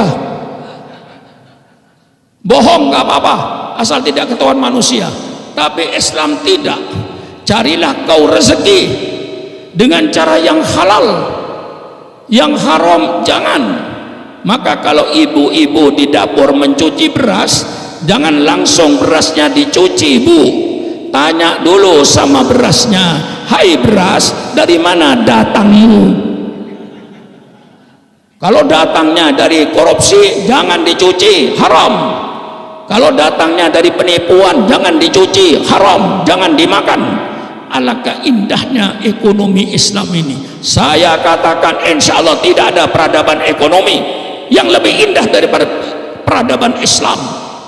Setelah kaya, subhanallah, setelah kaya bukan untuk foya-foya di hotel-hotel dengan main perempuan, bukan setelah kaya berfoya-foya untuk main judi, bukan setelah kaya berfoya-foya dengan minuman-minuman keras narkoba. Tapi setelah kaya tidak ada yang lebih indah daripada ekonomi Islam. Setelah kaya liar fakir miskin, lihat anak yatim, lihat janda-janda tua, janda muda kagak usah. Betul kan? Mau kok ketawa saudara? Yang pasti kalau janda muda mungkin masih ada yang ngurusi. Kalau janda tua yakin nggak ada yang ngurusi. Siapa yang ngurusi janda tua? Kalau tidak orang kaya dalam Islam. Lihat itu janda-janda tua, lihat itu anak yatim, lihat itu fakir miskin, lihat itu pembangunan masjid, lihat itu pembangunan pesantren. Subhanallah, mana ada kebudayaan peradaban ekonomi yang lebih indah dari Islam? Tunjukkan kepada Syukuran Makmun. Loh, saya tawarkan, ya. Maka kalau ekonomi Islam itu dipakai, insya Allah korupsi tidak usah diberantas, hilang sendiri. Kalau saya ditanya kapan korupsi akan hilang, saya jawab, kalau bangsa Indonesia dari Sabang sampai Merauke, termasuk pejabat-pejabat pemerintahnya sudah tidak mau makan barang haram, tidak mau makan barang najis, korupsi tidak usah diberantas, hilang dengan sendirinya. Bagaimana? Betul kira-kira? Kalau tidak pakai ekonomi Islam, jangan mimpi korupsi akan hilang. Kalau bangsa Indonesia dari Sabang sampai Merauke, termasuk pejabat-pejabat pemerintahnya masih mau makan barang haram, masih mau makan najis, bikin 100 KPK, jangan 1 KPK, 100 KPK, korupsi tetap akan subur di Indonesia ini. Bagaimana? Mantap? Ngaji, jangan ngaji cuman ketawa-ketawa, bikin cerita-cerita macam-macam yang tidak bermanfaat, hanya bikin orang ketawa. Itu majelis taklim tidak ada gunanya itu. Tanamkan ilmu di majelis taklim, baca kitab yang rutin. Kalau ngaji rutin tidak pakai kitab tuh keliru. Kecuali kalau ceramah kayak begini, ngaji rutin tiap mata minggu itu, tiap 2 minggu sekali, mesti ada kitab yang dibaca baru ngaji. Lah ini saya kajak ngaji supaya saya membuang waktu dari rumah ke sini tidak sia-sia. Saya tanamkan ilmu. Jadi kalau saya ditanya kapan Pak Kiai korupsi akan berakhir di Indonesia, korupsi akan berakhir di Indonesia kalau ekonomi Islam dirasakan oleh bangsa Indonesia dari Sabang sampai Merauke, termasuk pejabat-pejabat pemerintahnya sudah tidak mau makan barang haram, sudah tidak mau makan barang najis, korupsi tidak usah diberantas, akan hilang dengan sendirinya.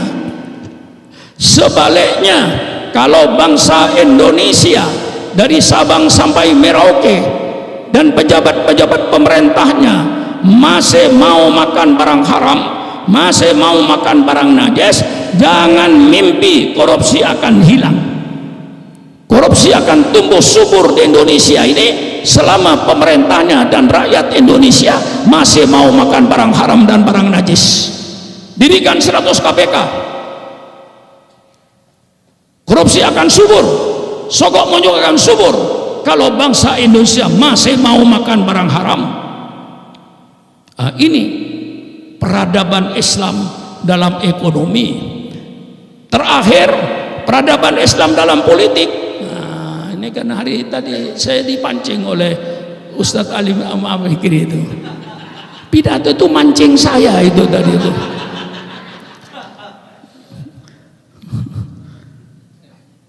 Dan saya terpancing. Ya dipancing, ada umpan. Nah, ya. Peradaban Islam dalam politik. Ini kiai-kiai di Indonesia ini banyak dikadalin. Kiai ikhlas, kiai bersih, lillahi ta'ala. Sudah kiai jangan ikut politik kiai. Politik itu jahat, politik itu kotor. Maka kiai nggak usah berpolitik, saya saja yang berpolitik. Kiai dilarang berpolitik, mereka yang mau berpolitik. Saya adakan klarifikasi, politik itu tidak jahat.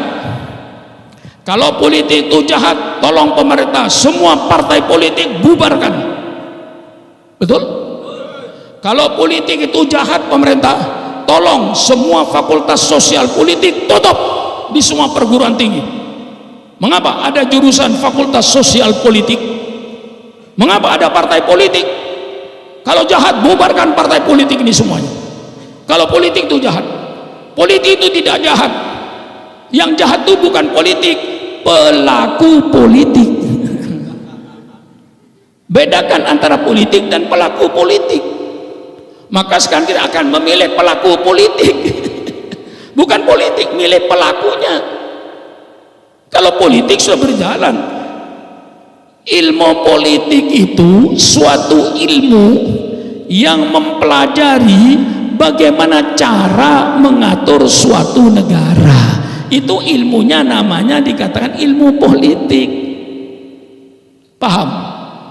Jadi kalau sudah mau jadi anggota DPR, mau jadi bupati, mau jadi gubernur, mau jadi DPR, mau jadi menteri, ngaji dulu ilmu politik.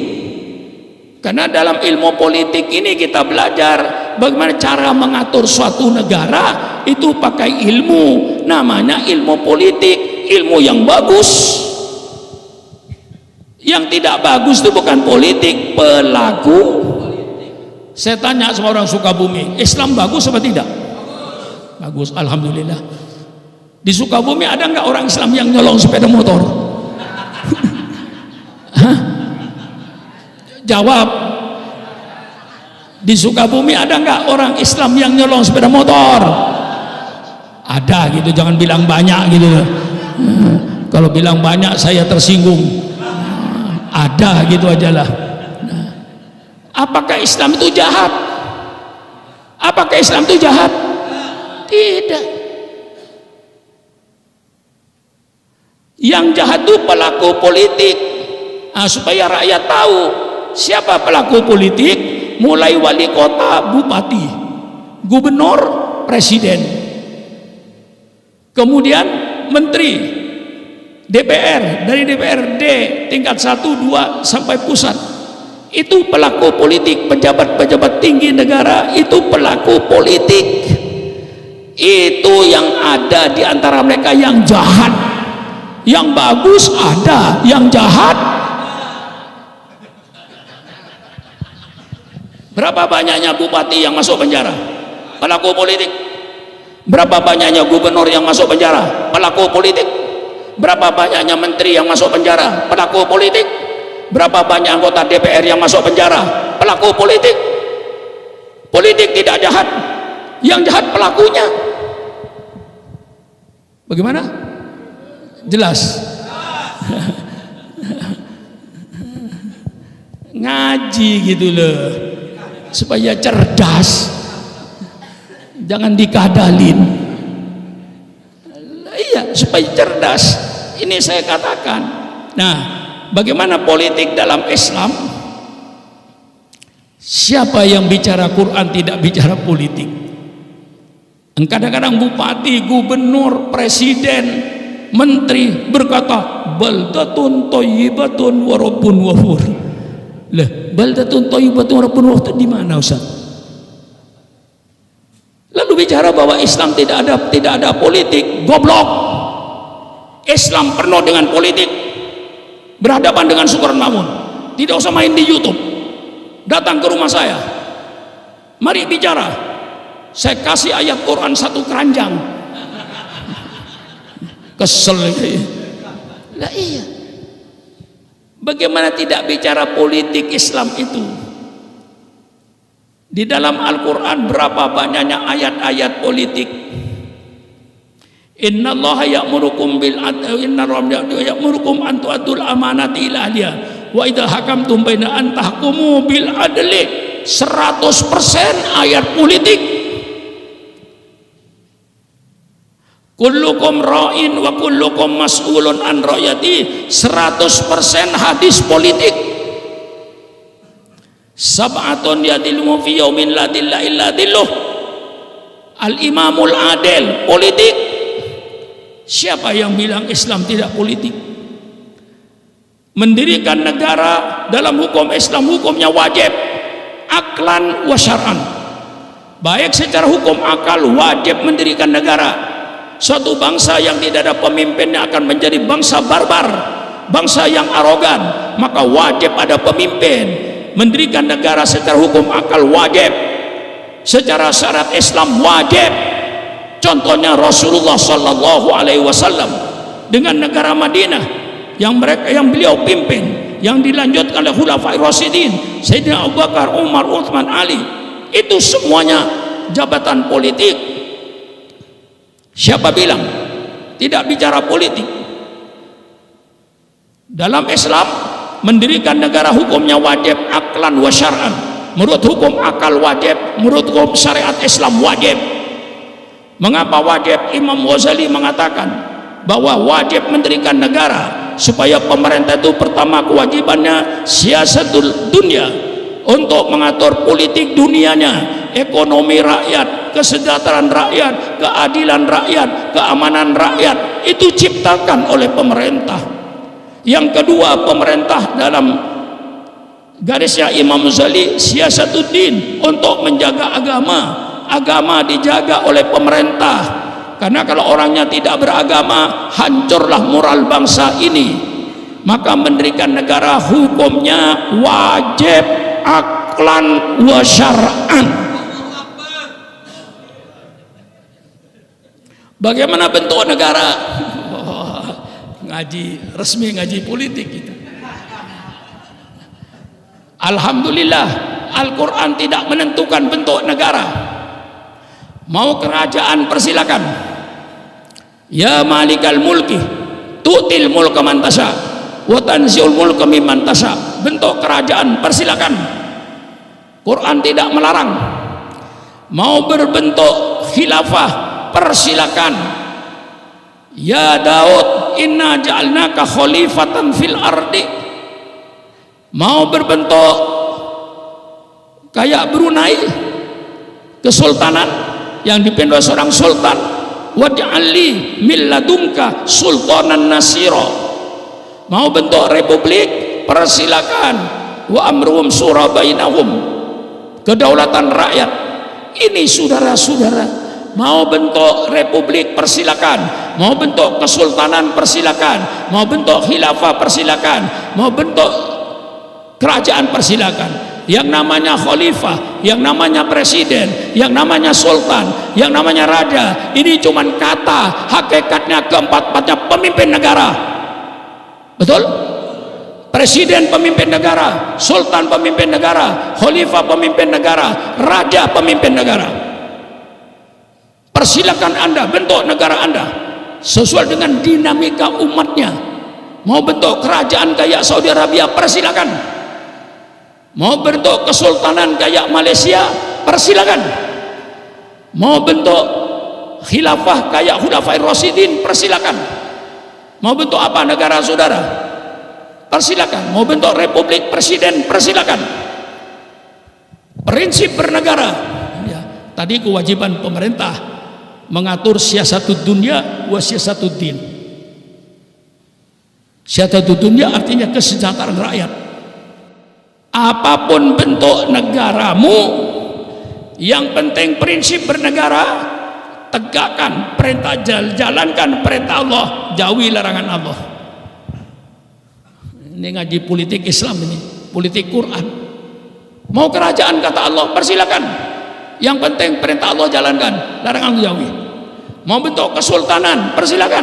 Yang penting perintah Allah jalankan, larangan Allah jauhi. Mau bentuk khilafah, persilakan. Asal perintah Allah, larangan Allah jauhi. Mau bentuk republik, persilakan. Negara republik, persilakan. Yang penting perintah Allah jalankan, larangan Allah jauhi. Apa ada yang lebih baik dari ini tata negara? Bentuk negara bagi Islam tidak perlu, tidak penting. Mau bentuk kerajaan itu kan sistem peraturannya, nanti susunannya tidak penting. Mau kerajaan persilakan kata Quran, mau kesultanan persilakan kata Quran, mau khilafah persilakan kata Quran. Khilafah itu bukan barang salah, khilafah itu benar. Cuman salahnya kok mendirikan khilafah di negara republik, ditangkap. Bener kayak saudara misalnya datang ke Mekah bikin gerombolan supaya Mekah yang kerajaan kita rubah jadi republik, kira-kira ditangkap nggak? Ditangkap nggak? Bukan republik itu salah, karena di sana sudah sepakat kerajaan. Orang datang ke Indonesia yang bentuknya republik mau dirubah jadi bentuk kerajaan Indonesia supaya dinastinya, anak keturunannya tetap menjadi pemimpin. Ini sistem kerajaan, betul apa tidak? Dinasti itu sistem kerajaan. Nah, ya tentu saudara akan ditangkap karena Indonesia berbentuk republik. Mau dirubah khilafah, ditangkap. Mau dirubah kerajaan, ditangkap. Tidak salah yang menangkap. Kalau mau di khilafah, cari pulau yang tidak ikut negara manapun saja. Nah, di situ bikinlah pemerintahan khilafah. Jadi nggak salah. Khilafah itu tidak salah. Republik itu tidak salah. Kesultanan itu tidak salah. Kerajaan tidak salah. Jepang kerajaan, Inggris kerajaan, Belanda kerajaan. Cuman di situ agak modern. Rajanya cuman menjadi simbol, yang melaksanakan harian itu Perdana Menteri. Tapi istilahnya Inggris kerajaan. Bagi Islam, kau bangun negara, hukumnya wajib. Mau bentuk kerajaan persilakan, bentuk kesultanan persilakan, bentuk khalifah persilakan, bentuk republik persilakan. Yang prinsip bernegara, jalankan perintah Allah, jauhi larangan Allah, apapun bentuk negaramu. Hebat Islam itu ya. Sesuai dengan semua bangsa, sesuai dengan Saudi Arabia, sesuai dengan Malaysia. Mau kesultanan, Sultan Brunei, Sultan Johor, Sultan. Iya, saya baru dari Malaysia setengah bulan yang lalu. Keliling saya di Malaysia, di Singapura. Saya pidato di Singapura Pak Haji mulai tahun 83, sudah 40 tahun ke sekarang ini. Sehingga orang Brunei, orang Singapura, orang Malaysia dengan saya tidak kayak orang asing. Bergaul ke rumah-rumahnya biasa saya. Sudah tidak dianggap orang asing lagi, sudah 40 tahun ngaji di Malaysia itu. Bentuknya kesultanan persilakan. Maka Islam ini sangat lentur. Mau kerajaan persilakan, mau republik persilakan, mau kesultanan persilakan, mau khilafah persilakan. Yang penting kau dirikan negara. Yang penting bukan namanya, bukan bentuknya, apapun bentuk negaramu. Yang penting laksanakan perintah Allah, jauhi larangan Allah.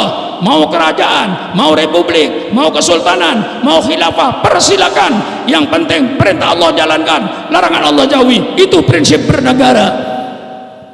Bagaimana ngajinya? Hah? Iya. Nah, lalu pilar-pilar. Nah, saya baca di revolusi zaman Umar bin Abdul Aziz. Pilar untuk menuju baldatun thayyibatun wa rabbun ghafur. Ada 4 pilar dalam politik Islam. Pertama kali adalah musyawarah. Apapun bentuk negaramu, musyawarah. Raja, khalifah, sultan, presiden, jangan bertindak sendiri, jangan diktator. Musyawarah. Raja bermusyawarah, presiden bermusyawarah, sultan bermusyawarah, khalifah bermusyawarah. Baik bermusyawarah dengan kebijaksanaannya, musyawarah dan mengangkat pejabat-pejabatnya supaya tidak salah. Subhanallah, indahnya politik Islam ini. Kalau ingin baldatun thayyibatun, jangan meninggalkan musyawarah. Baik raja, khalifah, sultan, presiden bermusyawarah. Pilar yang kedua, antu'addul amanati ila ahliha. Meletakkan pejabat-pejabat pemerintah jangan sembarangan. berikanlah jabatan itu kepada ahlinya. Ini Quran, antu'addul amanat ila ahliha, berikanlah kepercayaan ini kepada ahlinya.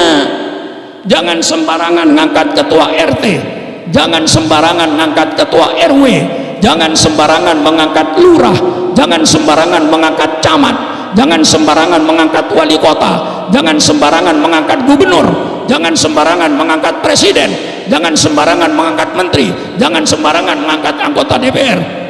Pilihlah mereka itu yang ahlinya. Kurang bagus gimana Islamnya? Makanya di pemilihan umum ini memilih pelaku politik, hati-hati saudara. Jangan sembarangan memilih DPR, jangan sembarangan memilih bupati, jangan sembarangan memilih gubernur, jangan sembarangan memilih presiden. Selamatkan negara ini.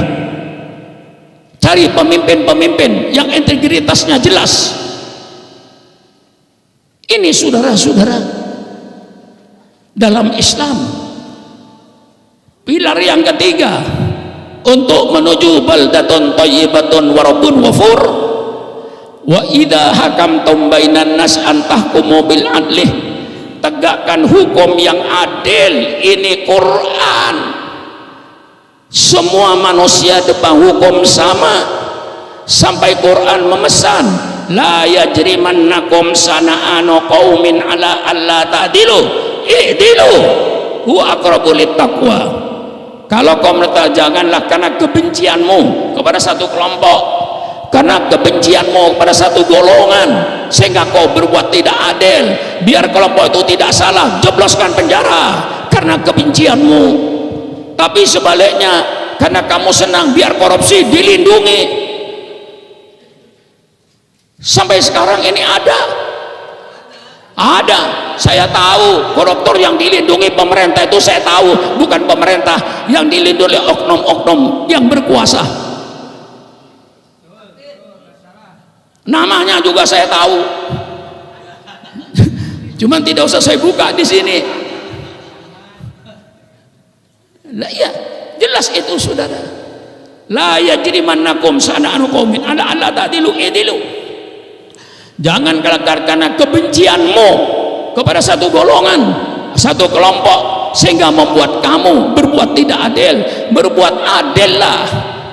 Dan yang menegakkan manusia depan hukum sama bukan profesor-profesor dari Amerika, bukan ahli-ahli hukum dari Eropa, bukan ahli hukum dari Asia, dari Australia. Yang meletakkan manusia depan hukum sama junjungan kita Nabi besar Muhammad sallallahu alaihi wasallam. Ini pilar yang ketiga. Baca kiai kitab Riyadhus Shalihin, di situ kita akan menjumpakan seorang maling dari golongan Al-Mahzumiyah. Golongan Al-Mahzum ini golongan bangsawan. Bangsawan itu arti bangsa yang ada di awan, nggak turun-turun.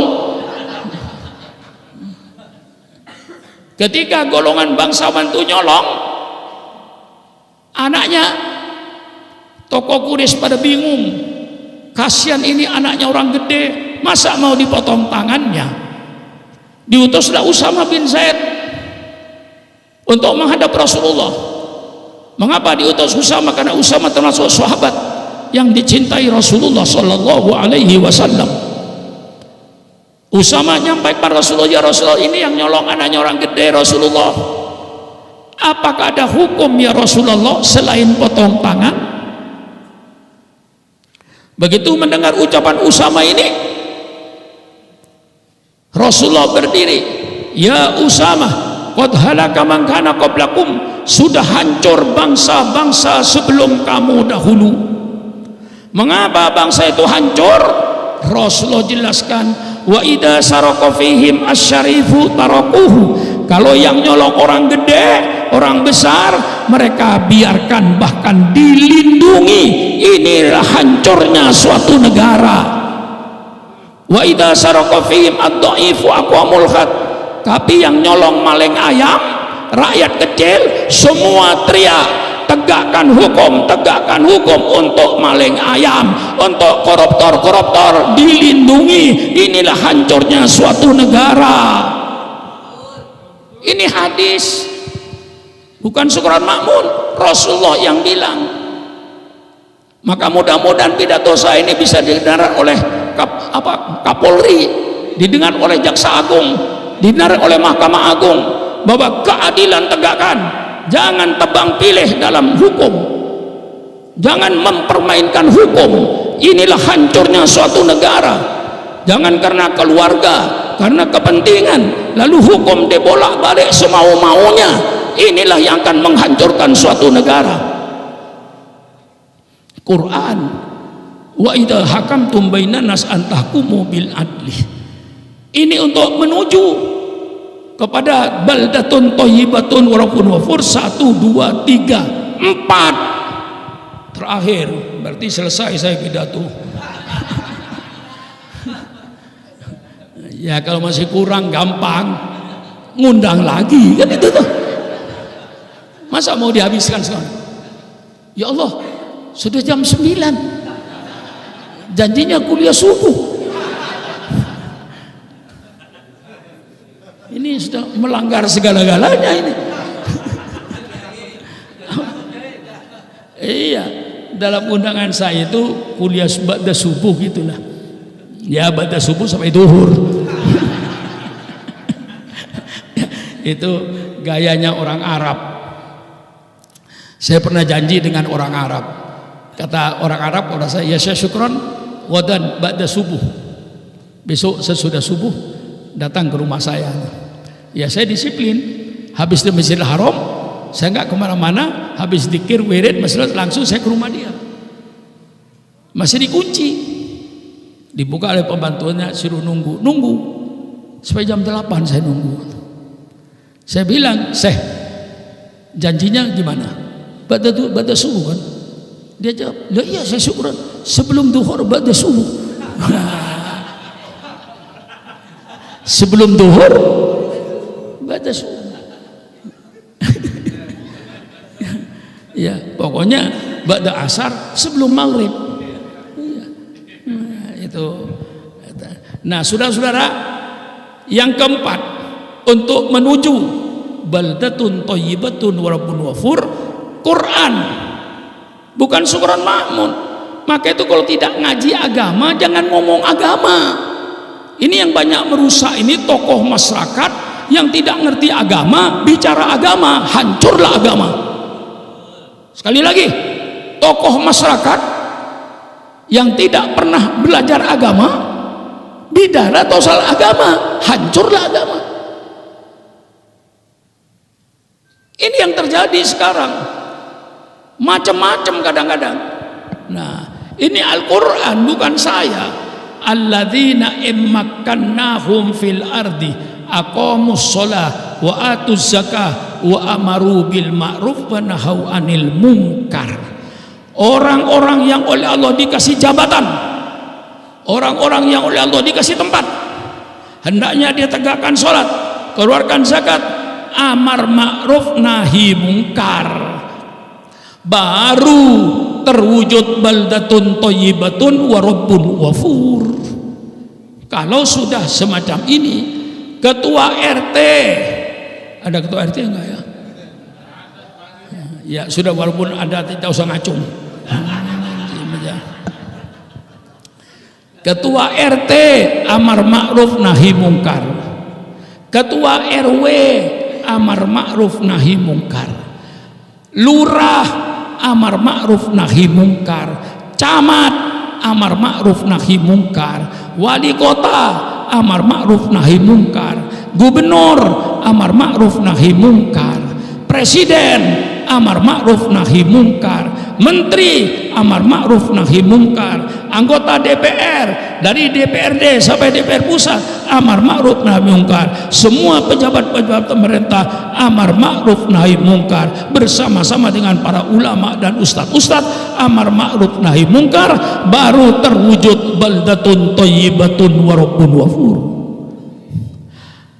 Bagaimana akan terwujud baldatun thayyibatun wa rabbun ghafur kalau di antara pejabat pemerintahnya menjual narkoba? Ya termasuk Kapolda Jawa Timur kan, begitu dilantik 3 minggu langsung ditangkap. Mengapa ditangkap? Jual narkoba. Kapolda jual narkoba. Bagaimana akan terwujud baldatun thayyibatun rabbun ghafur?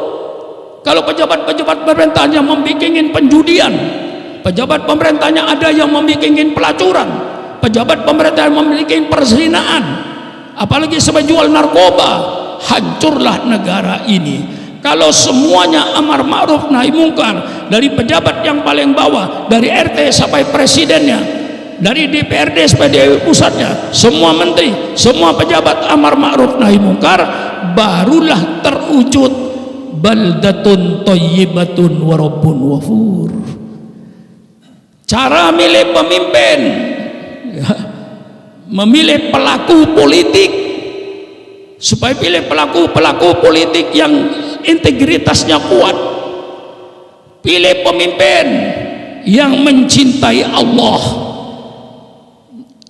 Dohirnya siapa pemimpin yang mencintai Allah? Lihat sholat 5 waktunya. Ya. Siapa yang paling rajin dari calon-calon pemimpin itu sholat 5 waktunya? Ya, saya nggak kampanye. Pilih pemimpin yang mencintai Allah, lihat sholatnya dan ibadatnya. Ya, pilih pemimpin yang dicintai oleh Allah. Bolehkah milih pemimpin yang mencintai Allah? Bolehkah milih pemimpin yang dicintai oleh Allah? Kalau tidak boleh, pilih PKI. Betul kan? Yang melarang memilih pemimpin yang mencintai Allah dan yang dicintai Allah, berarti dia nyuruh memilih PKI. Betul apa tidak? Karena PKI yang tidak disenangi oleh Allah dan anti Allah. Nah, pilih pemimpin yang siddiq, yang jujur, pilih pemimpin yang amanah, yang terpercaya. Lihat jejak hidupnya. Lihat jejak hidupnya itu bagaimana. Pilih pemimpin yang amanah, yang terpercaya. Kalau tidak boleh pilih pemimpin yang siddiq, pilihlah pembohong bangsa. Kalau tidak boleh memilih pemimpin yang amanah, yang terpercaya, pilihlah pemimpin yang jahat. Kalau tidak boleh memilih pemimpin yang tabligh, pemimpin yang selalu menyampaikan kebenaran, bukan pemimpin yang menyampaikan kebohongan. Pilih pemimpin yang cerdas, yang pinter. Mengapa? Kalau rakyatnya sulit, kalau pemimpinnya cerdas, insya Allah rakyat bisa keluar dari kesulitan. Betul apa tidak? Iya. Kalau pemimpinnya bodoh, rakyatnya sulit, ya pemimpinnya pelunga-pelungu, nggak bisa menyelesaikan persoalan. Betul atau tidak? Karena goblok. Maka kita doa kepada Allah, ya Allah, berikanlah kami pemimpin yang mencintai Allah dan yang dicintai oleh Allah. Ya Allah, berikanlah kami pemimpin yang jujur, yang siddiq. Ya Allah, berikanlah kami pemimpin yang amanah. Jauhilah kami dari pemimpin-pemimpin pengkhianat yang menjual bangsanya, menjual negaranya, menjualkan kekayaan alamnya kepada orang-orang di luar Indonesia. Ya Allah, berikanlah kami pemimpin yang cerdas, pemimpin yang pinter, yang dapat menyelesaikan persoalan-persoalan bangsa ini. Inilah barangkali yang saya sampaikan. Ya, saudara tidak usah tanya Pak Kiai milih yang mana. Sudah tahu kan? Loh, masa penasehatnya nggak memilih? Saya buka YouTube, Kiai Suron Makmun sebagai ketua penasehat. Saya ketuanya, di bawah saya itu jenderal-jenderal itu. Saya ngeri juga ini. Rupanya saya dipilih penasehat oleh timnya Pak Anies ini, dipilih karena tuanya. Mungkin cari orang yang lebih tua dari saya sudah nggak ada. Ya, memang di masjid juga ini saya yang paling tua. Cuman saya tanya sama ibu-ibu di belakang, Bu, kira-kira kelihatannya saya ini tua apa muda, Bu? Tua apa muda, Bu? Yang bilang tua itu yang benar. Terima kasih Bu. Yang bilang muda itu jelas yang naksir saya. Itu namanya perempuan mata keranjang. Saya ini Bu, kalau tahun Hijriyah umur saya sudah 85. Kalau tahun Miladiyah ya tahun Masehi itu umur saya sekitar 83 lah. Tapi kalau Hijriyah yang jelas itu 85. Mungkin mencari yang lebih tua dengan saya nggak ada lagi. Akhirnya saya ditulis, ya kalau penasihat itu yang pantas yang paling tua kan. Masa anak muda menasihati orang tua kan? Mungkin dasarnya pemilihannya itu saya dijadikan ketua penasehatnya karena tuanya mungkin itu tuh. Ya, karena kalau yang muda, masa orang muda nasihatin saya kan enggak mungkin toh. Nah, berarti penasehat itu orang yang paling tua. Insya Allah saya paling tua itu. Ya, saya paling tua sudah berumur 85. Tapi alhamdulillah Bu, Allah kasih kesehatan kepada saya, kasih ingatan masih seger. Pidato saya nggak ada yang ngawur kan? Kalau ada yang ngawur berarti saya pikun. Alhamdulillah, panjangkan umur saya ya Allah untuk berbakti kepada bangsa dan agama. Tuh, ini yang saya berikan. Saudara terpengaruh dengan saya milih Pak Anies pantas karena saudara ngaku murid saya kan itu tuh. Saudara tidak ikut saya juga pantas karena negara demokrasi sama-sama pantasnya. Tapi lebih pantas kalau ikut saya. Lah iya, semua dua-duanya pantas. Saudara terpengaruh karena Pak Sukron jadi penasehatnya timnya Pak Anies, saya terpengaruh, saya pilih pilihannya Pak Sukron, boleh nggak salah itu. Wah, saya nggak dah, saya pilih cenderung ke sana, persilakan, pantas juga. Kemarin negara demokrasi sudah terpengaruh dengan saya tidak salah, tidak terpengaruh dengan saya pun tidak salah. Wassalamualaikum warahmatullahi wabarakatuh.